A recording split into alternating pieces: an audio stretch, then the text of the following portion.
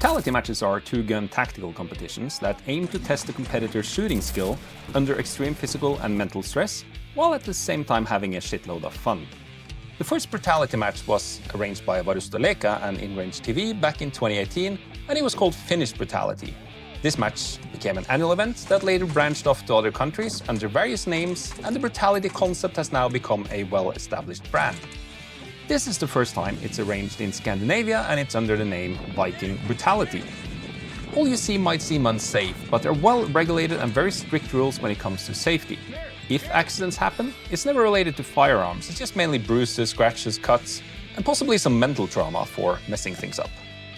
There are several classes that you can compete in, and most people, myself included, compete in the armored division. That has several requirements to the gear and weight of the gear that you need to carry, but you can also compete in open division with very few requirements, or even cosplay if you desire to dress up as Rambo, Super Mario, or even a princess while shooting. There are various types of stages, some require agility and physical performance, while others requires precision shooting and mental focus, but the majority requires a combination of them all. A stage often has a maximum time of 180 seconds, and there are plenty of ways to accumulate different types of penalties that will add seconds, minutes, or even more to your total time. But there are also ways to get bonuses that will deduct the time. The winner is the one who in the end has spent the least amount of time completing all the various stages. But as I used to say, there is so much more to a match than just the time you spend sending bullets downrange.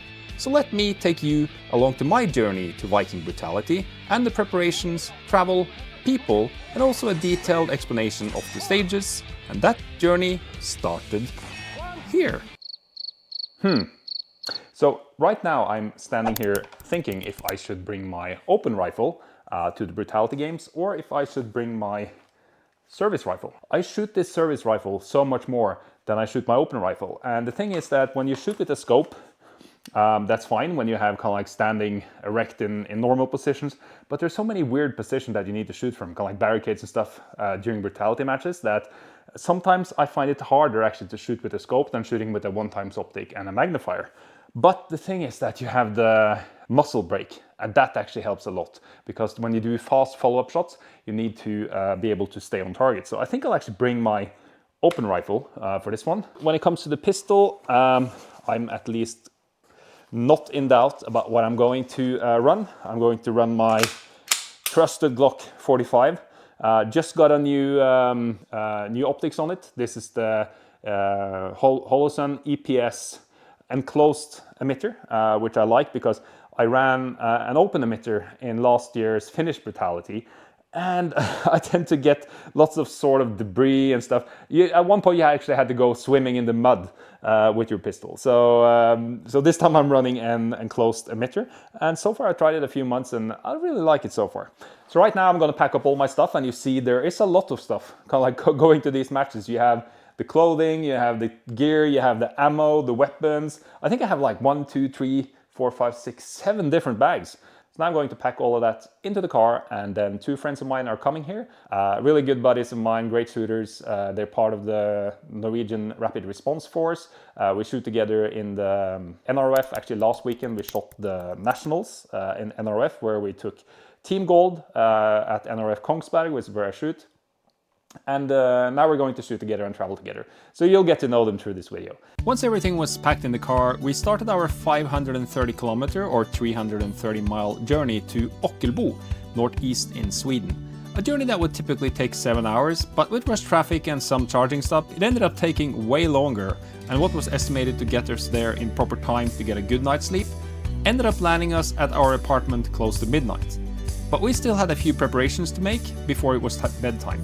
So time is a little bit over midnight, 8 minutes past midnight, and I think we took almost 10 hours driving here.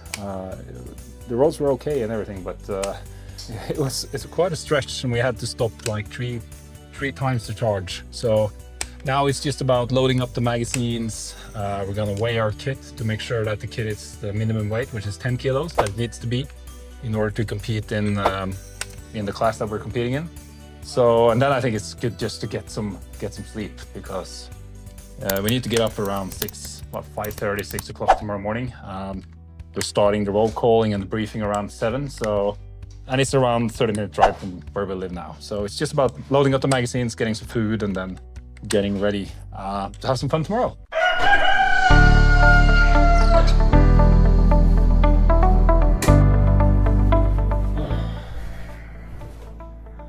It was 4 hours of sleep, so not the most optimal way of charging up.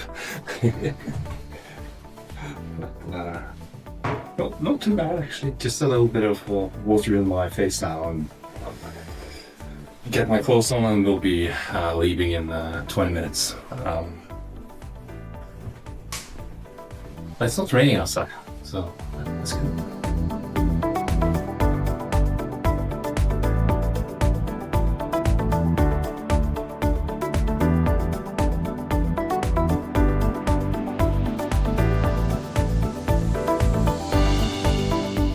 Leka to giving us this opportunity and be part of this beautiful family and franchise. Hey. Yay! And we would also like to thank all our fantastic partners and sponsors who have helped us do this event. And our main sponsor for this event is the beautiful Tereng. They have helped us with so much, and they will do a fantastic prize table for you guys. We'll have a short speech and we'll send you on to your stage and shooting, all right? Yeah. So we started at stage 3, and as you can see here, we started with the SAW, where the goal was to shoot 10 shots at a poor Volvo that is parked over there. You didn't need to hit anything, it was just kind of like just for fun. And then it was sling on the rifle, and there were 2 kettlebells that you had to carry with you over to a starting point, which is a red box that you'll see over here. And this is a variant of the Casadra drill. And from what I've heard, the Casadra drill is kind of like a staple in the Brutality events. So if you go to a Brutality event, likelihood is that you will see one sort of version of this drill, where the goal is to throw kettlebells, 1 or 2, or chain together, or some sort of variant, and then move to where it lands, and then you engage the target. So here there were 2 kettlebells, as you see. I had to engage a rather small target, but this drill is actually usually one of my strengths, because I'm good at precision shooting, standing, and I'm also quite good when it comes to explosive strength. So I hit most of the times. I think I had 1 miss walking my way over to where the kettlebells were supposed to land. And you hear the RO is kind of like shouting and explaining and encouraging. And that's a cool thing with the Brutality events, because the ROs are really engaging. They're explaining to you as you go along, and they're kind of like encouraging you. They're shouting at you and things like that. So when I'm crossing the line here, I am supposed to engage a spinner, and I need to make it spin. The challenge I had, so this should be fairly straightforward, but you see me hitting the ground here. You see the dust coming up. I did not see this through my scope. I had a clear line of sight, but obviously my barrel is a little bit lower down than my scope. So I did not see that I was actually hitting the ground, which then obviously changed the course of the bullet. And then the RO actually shouted that you're hitting the ground. So I tried to adjust, but my bipod was not long enough. So I shot then quite high up on the spinner, so it didn't get a lot of momentum, which, as you will see, I did not manage to spin it around, which fortunately didn't give me any penalty, but I parred out at 180 seconds. So as I told my teammates, you would have benefited from putting the bipod on the red marker to get a little bit higher.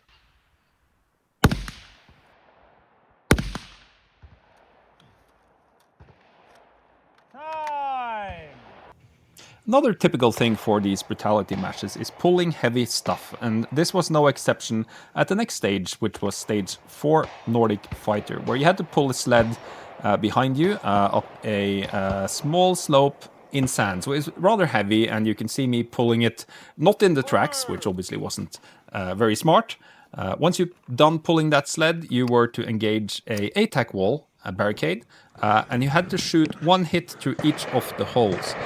You can see me first trying my scope here, which was absolutely not an option, or at least very hard. Fortunately, I had a red point at the side, which was working quite nice here. It's zeroed at 25 meters, and this distance was quite okay to use as my red dot.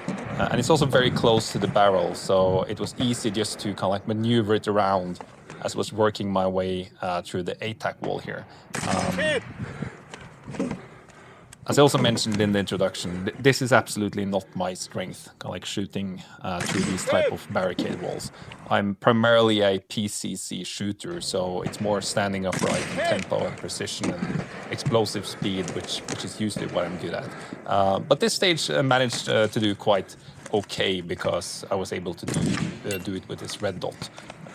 You'll see one of the stages later on in the video. There's another ATAC wall where I was not able to use my red dot because it was at a much greater distance, so I wouldn't be able to hit it since I've zeroed it at 25 meters. Anyway, after we're done with that wall, you remove your magazine. This is also a typical thing in the Brutality matches. When they need your rifle to be safe, you will need to remove your magazine. You often have a high value target or a critical shot. Often missing that shot will either give you a bonus or it will add seconds to your time. So it's often very important to hit that shot once you remove your magazine. And then obviously once you've removed your magazine and you fired a round in the chamber, there's absolutely no doubt that your rifle is safe. So it's then, they refer to this as a dumb stick during these matches. It's absolutely not harmless. Then it was off to a shed where you had to pull your pistol, load your pistol, and there again was a spinner that you had to engage. Now I did not have any issues with hitting any ground, and I was able to turn the spinner fairly fast, as you can see here, hitting it multiple times in the right direction. All in all, a really fun stage. Stage 5 was called Over Under, and you can clearly see why here. Apparently it was one of the hardest physical challenges during this match. And it's definitely not playing to my strength because this is agility and endurance, something I realize I should probably practice a little bit more on. I do run from time to time, kind of like a couple of times per week, but this type of activity is not something I'm very good at. So I ended up at the end, and I'll just fast forward because it's not very interesting to watch this for 180 seconds. I did end up parring out, and I was about 2 seconds from making the last shot, and I got hit brutally by penalties because I failed to engage the last target as well as failed to get the hit. So I was awarded with plus 300 seconds on this stage, and it's a couple of the things that really ruined the end result for me. But you really feel your blood pump going here, and it's nobody's fault that I did poorly at this stage besides my own. So probably know exactly what I need to train for the next Brutality game. Then it was off to stage 6, the raid, where you were supposed to draw your pistol, fire 4 shots at 2 poppers. Then you're unloading your pistol, and there is a bonus target. I think it gave like minus 30 seconds, and you see me missing that target because there was a lot of information being given to me, because I ended up dropping the first magazine that I pulled here.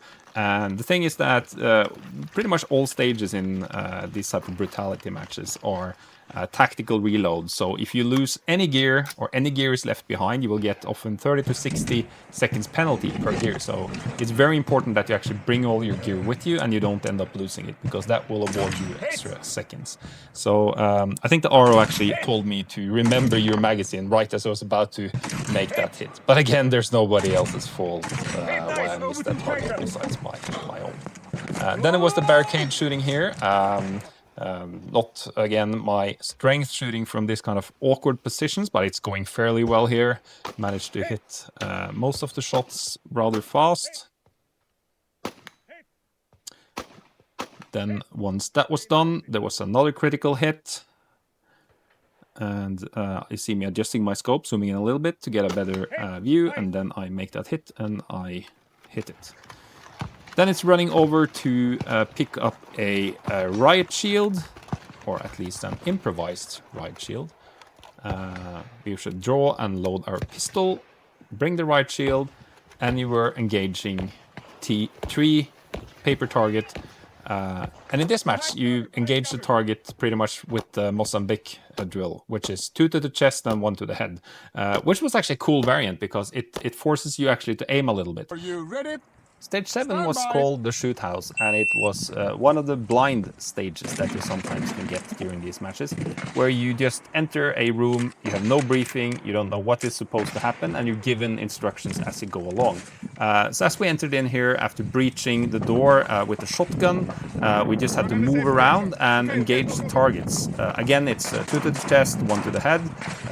If you passed out of one of the orange markers without saying clear and being sure that the room was cleared, you would get shot and get all the penalties, which would probably be like 10 minutes of penalties for the remaining targets that you didn't engage. So it was important here to be thorough as you walked around, making sure that you didn't miss any targets. We were told that there were 3 hostages or 3 civilians in here. We didn't know how they looked like, but I figured out that it's probably the paper targets without the rifles. So we didn't engage them. But I heard a few people just saying that they engaged everything because they was completely into IPSC mode. Here we were told to place our rifle, draw and load their handgun. I was a little bit confused. I thought I should just move on, but there was a flashbang that you also had to bring. Then holster the weapon. We were instructed to open the door, pull the tab off the flashbang and throw it.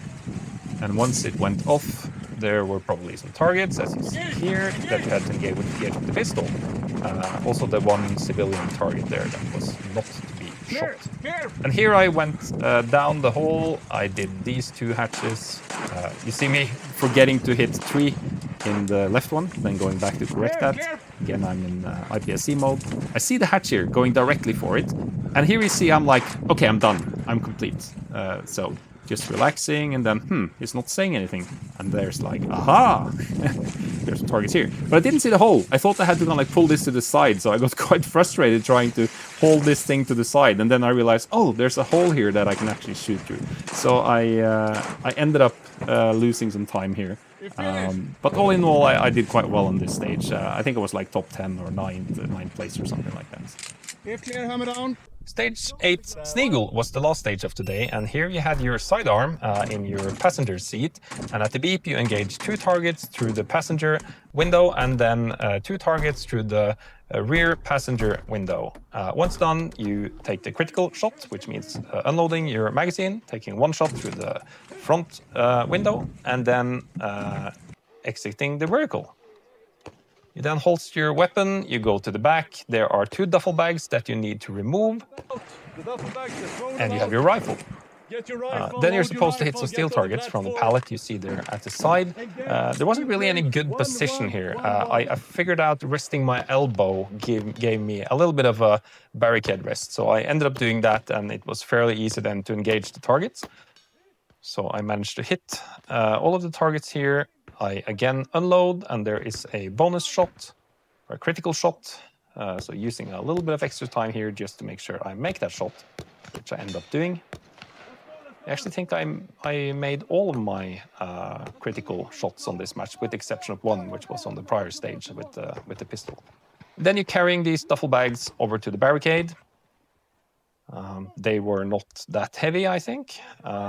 The first port you're supposed to shoot through is a vertical port, which wasn't very hard because obviously my scope is also vertical, so I got a good position shooting through my scope, managing to hit all of the targets fairly easily. Then again, there's a critical shot, unloading the magazine, making the final shot. And here I only used my drop pouch by dumping the magazines. Then it's running back again, and now we were loading the magazine once you're at the back of the car. On this stage, actually, my rifle started having a little bit of issues chambering rounds, and that's because of all the fine sand you see here lying around. So whenever you lie down to shoot, that sand will get in every little bit of your rifle. And it wasn't too hard to resolve. I managed to quickly resolve it. And then I lay down and I hit the targets quite fast, using the magazine as a rest. And then the last target is shot without the magazine against a critical target. I can also make the hit, standing up and over to the last bit of this stage. And for now, I've actually done rather fast on this. So I had significant amounts of time to make the last shots through the last port of the barricade. But this is where it all went wrong. And this stage cost me pretty much half the amount of seconds that I had through the entire match almost. I think it was like 400, almost 500 seconds.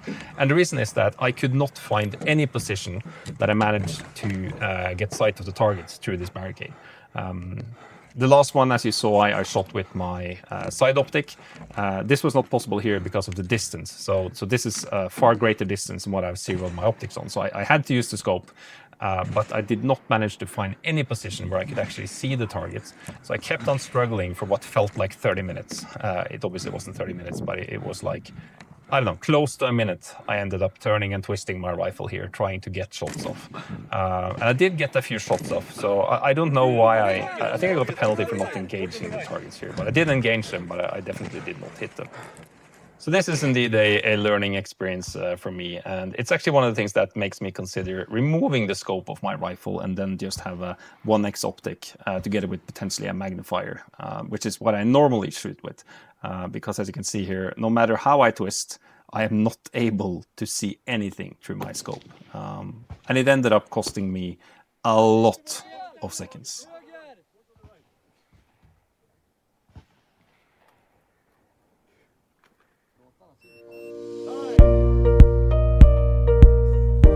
That was day one.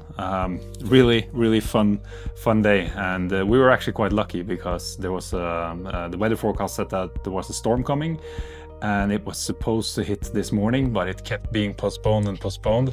And by the time we've shot the 5 stages that we were supposed to shoot, it started rolling in. But then the RO said that because we were ahead of schedule, they wanted to shoot 1 more stage. But we just got in the car before the storm hit, and apparently it's going to blow over around 5 o'clock this night, so that tomorrow we will have the same okay weather. So when we arrived back home here, I could not get the slide back on my Glock because it was so full of sand.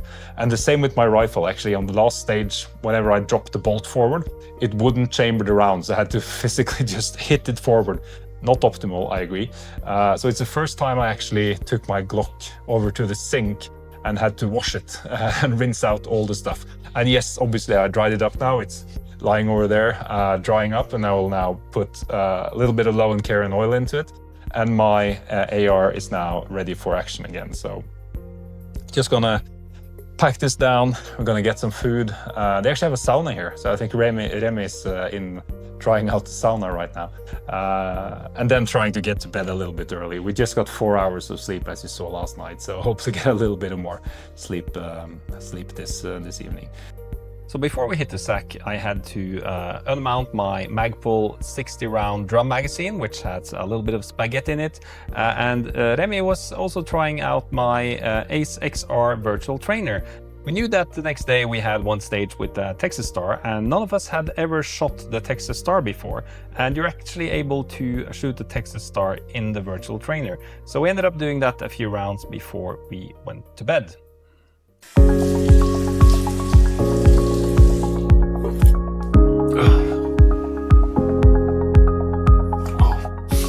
Guess that is what you can call a quick shower in the morning. Had a shower last night before I went to bed, so I'm not prioritizing time doing that now.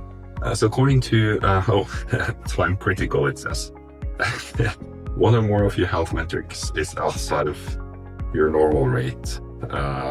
Consider taking a rest day, like active walking or yoga. Well, I can tell you it's not going to be active rest day or yoga today because it's day 2 of Viking Brutality. But it does also say that I slept 6 hours and 16 minutes, which is way better than the 4 hours I had yesterday. So yeah, I think I'm ready for day 2. I'm looking forward to it. For the 4 fun stages, don't know what the real details in it, but they look really fun. So quick breakfast, off to the range. 6:30, so we're starting in 1 hour and we have a 30-minute drive, so but time to go.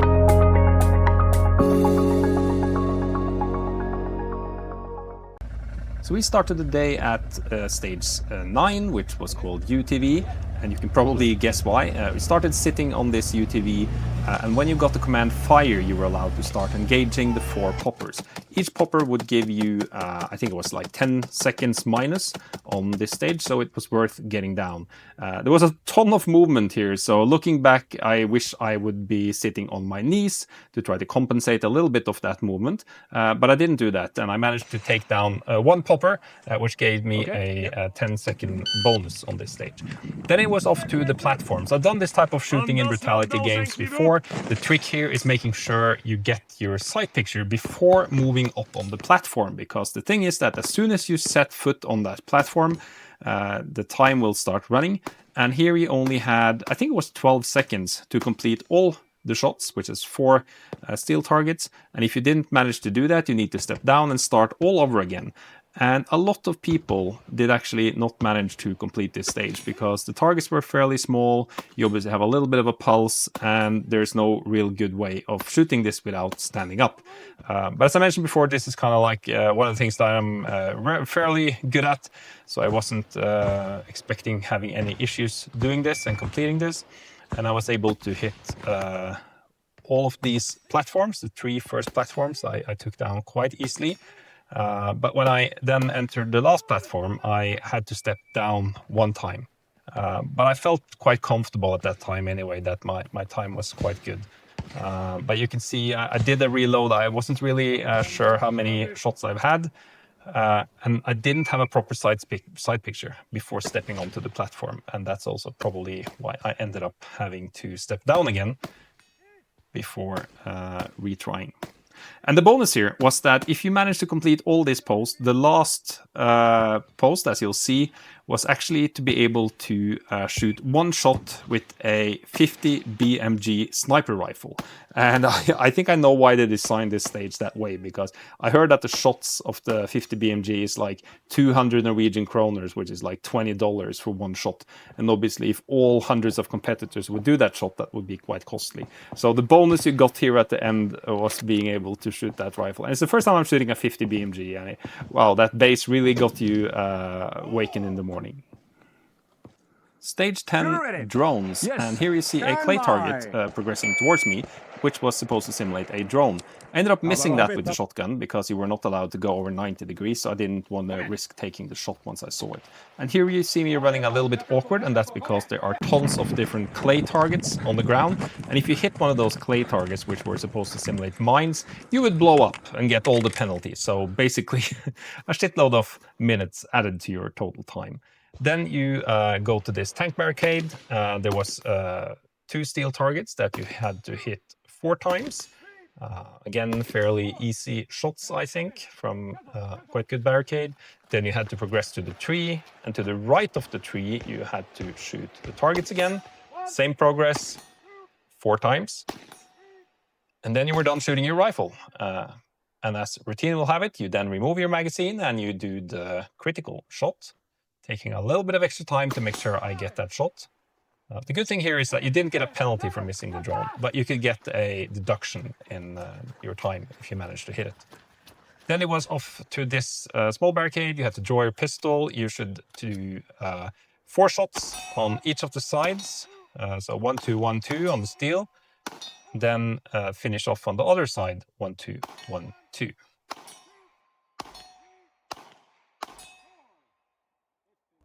This was stage 1, called Cards, and this is also my first time ever shooting a Texas Star in real life. I have shot it hundreds of times in my A6R virtual reality simulator, and I think that helped. As you saw, I only had 1 miss, and the thing is kind of like there's an order to shooting those targets, and if you miss out of that order, it will start spinning like crazy. And there was a bonus target on the last round. That was that metal popper that I hit. Then you progress to this table. As you see, I have mounted my bipod, but I've kept it forwards because that gives me a little bit of clearing from the table. And I actually enjoy shooting like this when I'm shooting from flat surfaces. Then there were 4 targets or 2 targets that had to be hit 4 times. The rifle needs to be on secure. If not, you'll be DQ'd when you place it down. And then it was over. Not extremely gracious, but hell, I'm almost 50 years, so it's okay. I can get myself over such a wall. Then it was back. And the thing with this stage was that it was 180 seconds for everyone. So you kept on going until you hit the 180 seconds. But the thing was that you could get the bonuses. So you obviously get one bonus for downing that popper, as you saw at the beginning. And then you get bonuses for each of the cards that you're able to collect. I think you got like 10 seconds deduction for each of the cards. The thing is that you had to add up the amount as you went along. So if you got a 7, you had to yell 7, and if you then got a 2 on the following, you had to yell 2, and then you kept on adding them up. I actually consider writing down the numbers because you got a pretty hefty penalty if you didn't have the right final amount.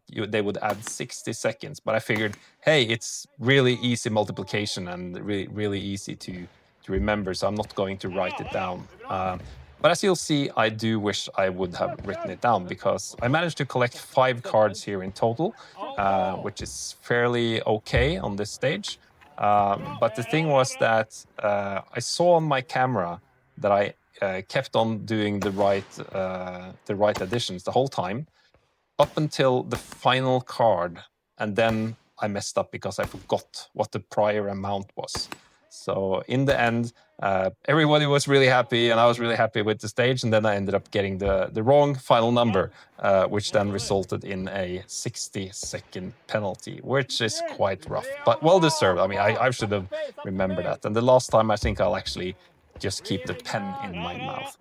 So here you see me dropping my camera. Again, I need to bring that with me. If not, it's going to be a penalty. And at this point, I understood now time is running out, and the ROs was getting increasingly stressed. I realized I have short time. I think that's also why I forgot the final number. And a local, look at the face of one of the ROs. I'll increase the volume. Oh, he's so relieved that I made it. Like, whew, yeah. Oh, thank Lord.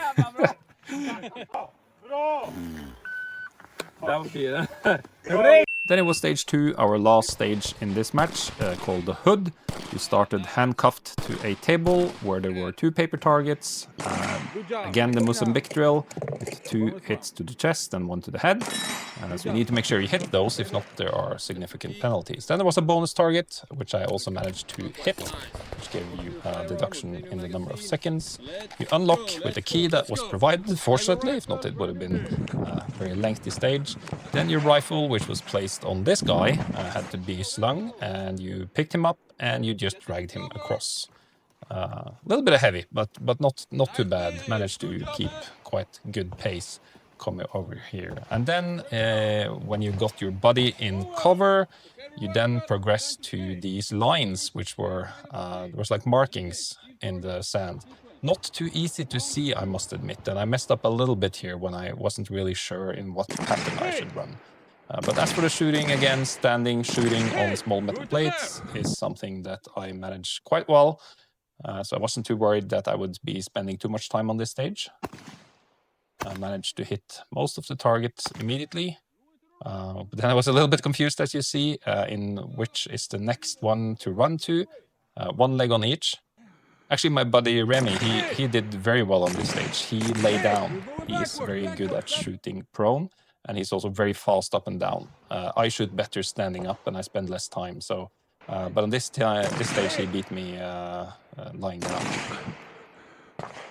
And at this time, the pulse started to raise. So you need to kind of like control your breathing at the same time, trying to kind of like hold your breath for a few seconds when the shot is taken. Here you'll see me confused a little bit when I thought I should be run forward, and I was kept running backwards. And then it's the final 2 shots in this match, and I hit that one, and I hit the last one. So there was actually only 2 people in my squad, being Remy and myself, that managed to complete the match because of various reasons, mainly being DQs. So we had quite some time to kill before the prize ceremony. We had some great burgers, and wow, those burgers were really amazing. We had a look at the prize table, and as you see here, there are some amazing prizes. I mean, the amount of prizes that are being handed out here was just insane. And the thing is that all of these prizes that you see here on the table are drawn. So even if you end up last in the match, you might win the top prize, which was here an AK-47. And there was kind of like optics, bags, some really, really high-end and expensive prizes. I left with some real nice prizes myself. Then it was the award ceremony where the winners of the various categories were announced. And big congratulations to the winners. We were unfortunately not among them, but it takes a tremendous effort to be able to reach the podium at these matches. So a real stellar effort. And after the prize ceremony, we went home for a few hours, and then we went to the after party. So I just have one thing I've been thinking about like all weekend. You guys have fun? Yes. Enjoy your evening and drink a lot of beer, get into knife fights, and do like Vikings do.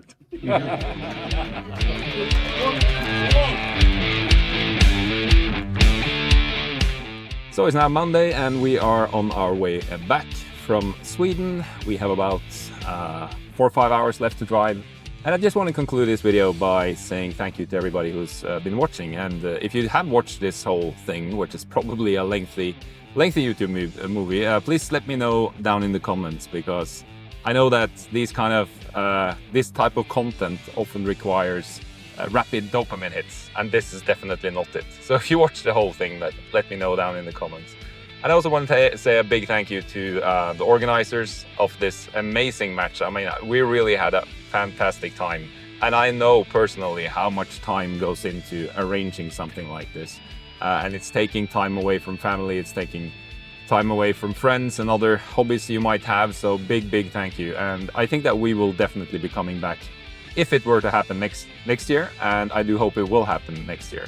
Also want to say a big thank you to my travel companions, Kevin and Remi, who has proven that even me, who tends to be a bit over-organized and a little bit OCD, can look like a slob compared to these guys who has everything in order at every single time. So big thank you to my driver here and to Remi in the back. Oh, and if you haven't done so already, please subscribe down below. There will be some more content coming up.